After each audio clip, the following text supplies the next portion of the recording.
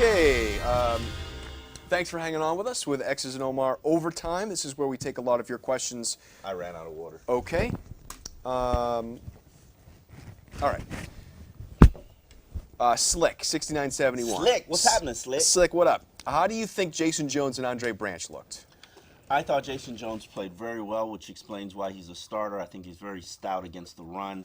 Andre Branch was okay. He's not Cam Wake.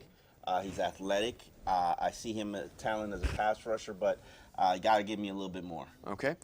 Is the Anando? Is this wide 9 defense too slow for the quick hit passes New England plays?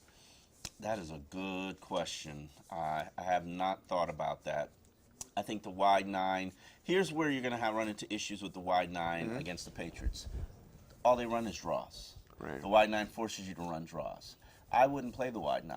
I'd actually force the Patriots to run on the outside. I'd kind of stack the box in instead of going wide and try to contain that inside run, because they're going to clearly try to run, and especially with LeGarrette Blount. Those draw plays can kill you in the wide 9. And then if you were the Patriots, would you run at Jordan Phillips? Or would you run, you'd run at Cameron Wake? Yeah, oh hell yeah, You'd run at Cameron Cam Wake. Yeah. No shade, Cam. No shade. Malchuik asks, does Byron Maxwell have coverage issues with quick receivers? Everybody has coverage issues with quick receivers. Yeah, I don't think Byron Maxwell has lost a step, but you know, comebacks and curls are going to be an issue for a guy big and physical. I don't have an issue with Byron Maxwell. He's fine. If you're expecting Byron Maxwell to be a Pro Bowl caliber cornerback, I'm sorry, you're delusional. It's not going to happen. He's not going to play at the level that Brent Grimes has played the last 3 years. Say whatever you want about Brent's last season. He's not going to shadow receivers, but he's going to be a very good, respectable right cornerback. The left cornerback is where you're going to be tested. Xavier Howard proving that he can handle it. Let's calm down. I think you need to get better at the nickel spot. When Chris Culliver gets back, I think you've got a good starting trio in Culliver, Xavier Howard, and Byron Maxwell. But right now, you're going to have to hold it down with Michael Thomas and Bobby McCain. James, was there really not a linebacker better than Mike Hall on waivers? Well, they signed. They signed Donald Butler. Yeah, is he going to play? 62 starts. Okay. I think he might have more starts than Cole Messi throughout his NFL career. And you know how long Cole Messi's been here. I think it's too soon to play on defense, but I think he's probably going to be a special teams contributor. Okay. It does surprise me that Mike Cole's still on the 53-man roster. They still got some flexibility in terms of Jordan Lucas and Mike Cole, that guys that you can demote. They demoted Brandon Doughty to the practice squad today.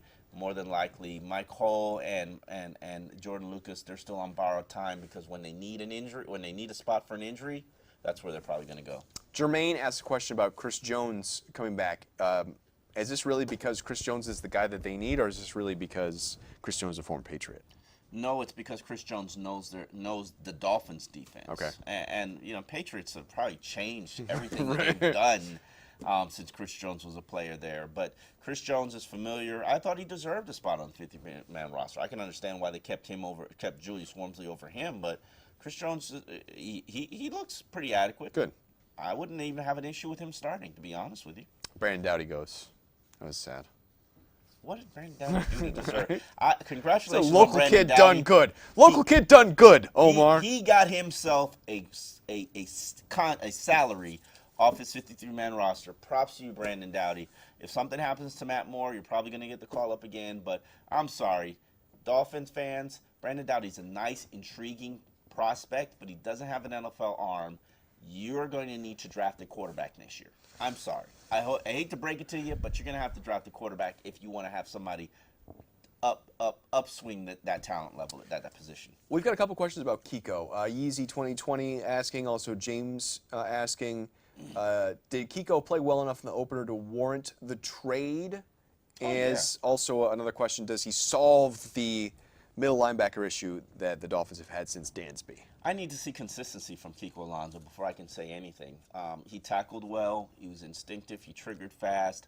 I liked what I saw from him in that first game. There were a few exceptions, few negative plays where, especially that fourth down, some of those fourth down plays that you wish that he would have played a little bit better, triggered a little bit faster, been more impactful. But I don't have an issue with Kiko Alonso as a starting inside linebacker. Now the question is, can he stay healthy and play all 16 games?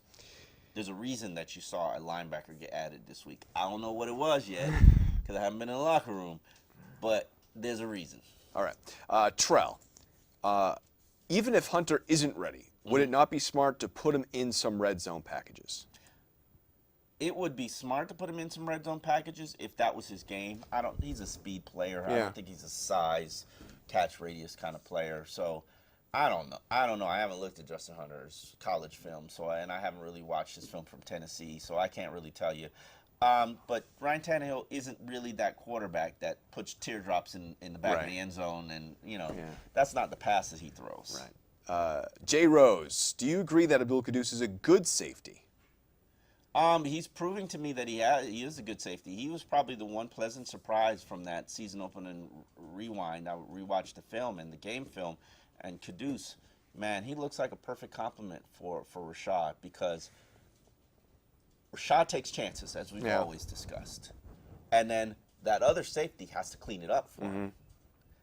Quddus did a real good job cleaning up. And yeah, the interception wasn't the hardest interception in the world, but still, it felt like a big play in the game. If I remember correctly, it happened right after. It was a scramble ball. How you gonna disrespect Issa Abdul Quddus's interception? I'm sorry. Listen, it was a very good job. His job is to shadow Russell Wilson. Right. That was one of the toughest, hardest assignments in the entire NFL last week. I thought you did well. Who the hell shadows Russell Wilson? All right, you're right. You're right. And he didn't run. Scramble ball, Russell Wilson zigging and zagging, and then he throws a ball that he should not have thrown. That was a mistake that Russell Wilson does not make.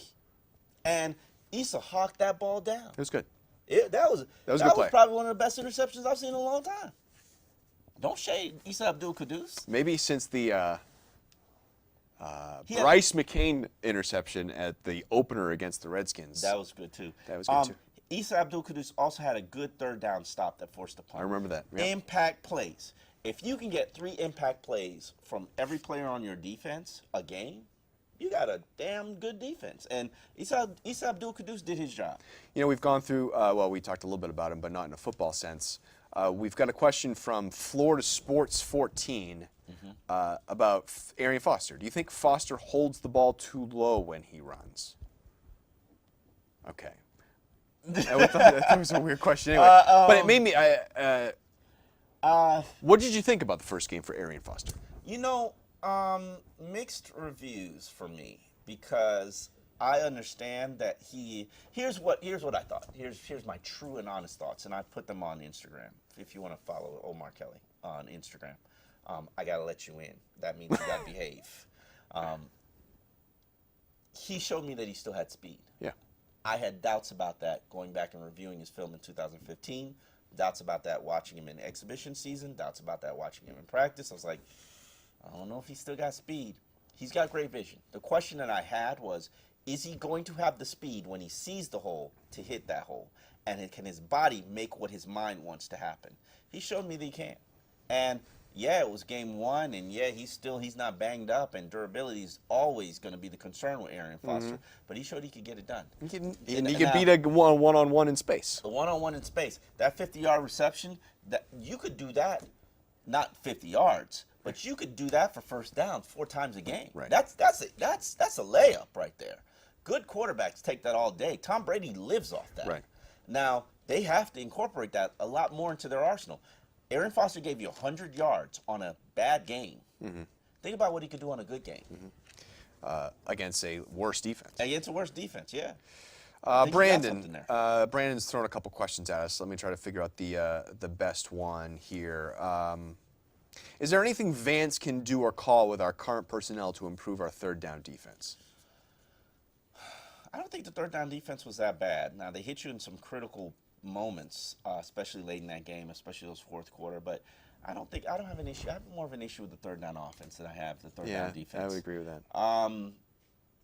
They blitz. They stayed aggressive, and I like that. And now you're not going to hit all the time, but you're going to force the quarterback into making some bad plays, and they did that. They really did that. I was very encouraged by what I saw from the Dolphins defense. If they can remain consistent with this, then they might have a top 10 defense. The problem that you're going to have is when injuries start to water down that unit. Thin.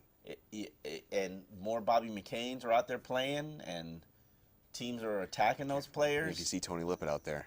Yeah. If you see Tony Lippett out there. I hope that Chris Culliver gets healthy quickly. Let's end it on this from Omar. Not you. Not a me? different Oh, guy named Omar. Different guy named Omar? Oh, I know that Omar. What are your thoughts on Coach Gase in his first game? He got a D in my post-game grades. D for various reasons. Didn't like the game plan. These bunch package formations. I didn't think it utilized. It played into Seattle's strengths. That's a bad idea. Some of those calls, 4th and inches, I was dead set against from before it even. I said, this is going to be a mistake. Yeah. And you are going to need those points. And they did need those points. 3rd downs, man. Yeah. It was bad. It was hold your nose bad. And I'm not sure, I'm not very confident offensively it's going to get better, especially if Devontae Parker's not there. What you're seeing now is that without Devontae Parker on the field, Kenny Stills is a primary target because teams are going to try to take Jarvis away, and Kenny Stills has to step up and play big. I'm not sure that he's ready or willing or capable of doing so. Were you surprised how sort of easily the Seahawks were able to contain Jarvis? No. They're a great defense. They've got a very top 5 nickel cornerback in Jeremy Lane. No. And I would be shocked if Bill Belichick didn't come up with a brilliant plan to take Jarvis out of the game and say, hey, beat us with Kenny Stills. And that's and Kenny Stills is going to have to beat him. Yeah. And I'm not sure that he can. We'll see. That's it. We'll see. Omar likes the Dolphins' chances this weekend. I don't know how I made that pick. I don't know how you did Mario either. Williams not playing? What was I thinking? I got a good feeling that I'm going to be leading in picks after this weekend's over, but it is the Dolphins in Oversight on my Foxborough. part, but I'm sticking to it. It's going to be exciting. Thank you so much for all your questions. Thank you so much for following us and loving the show. I ran into some fans in Seattle. Look at It you. was really neat to meet some people and people all the way out there in the Did you Pacific see me Northwest. catch the fish? No, you went out there? You caught the fish? Yeah, I caught the fish. They let Good me for come you. up there and catch a fish. Nice. I don't know how or why, but I did. Thank you so much for watching and enjoying the show, and we'll be back next week. It would be horrible if I dropped it there. We called you Kenny Stills.